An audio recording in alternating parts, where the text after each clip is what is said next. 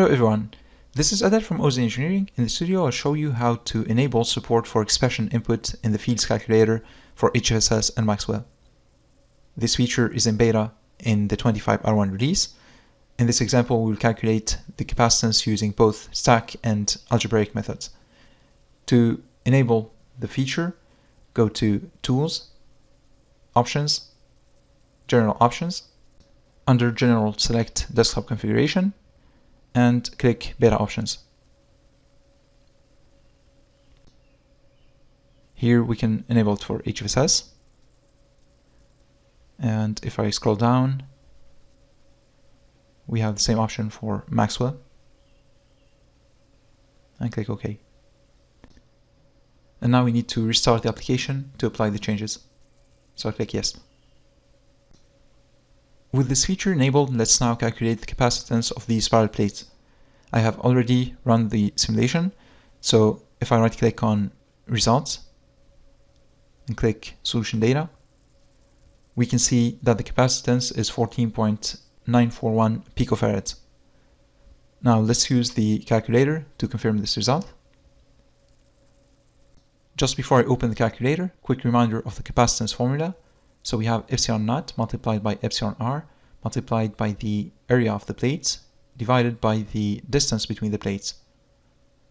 Here I have created a 2D object named A, which I will use to calculate the area.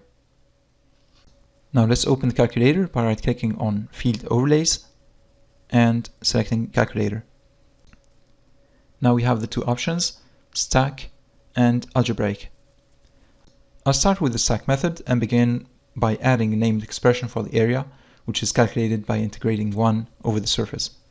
So here, let's go to Number, enter 1, then I'll go to Geometry, I'll select Surface, and I'll select A, then click OK, then Integrate.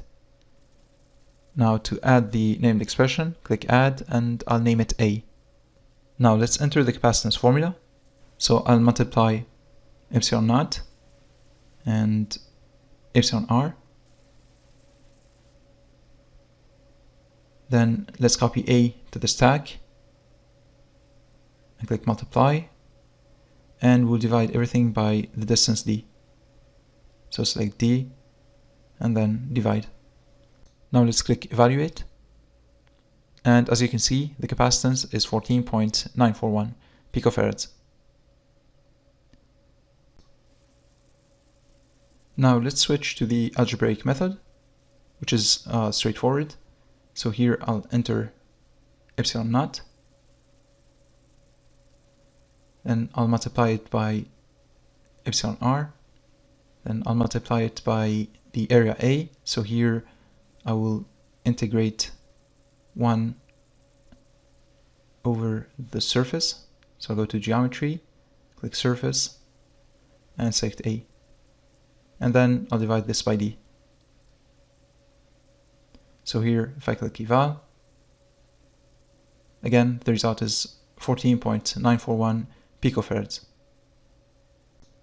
Also, when you switch between the two methods, the expression is converted accordingly. In this video, we saw how to enable support for expression input in the fields calculator. Thanks for watching, and see you in the next video.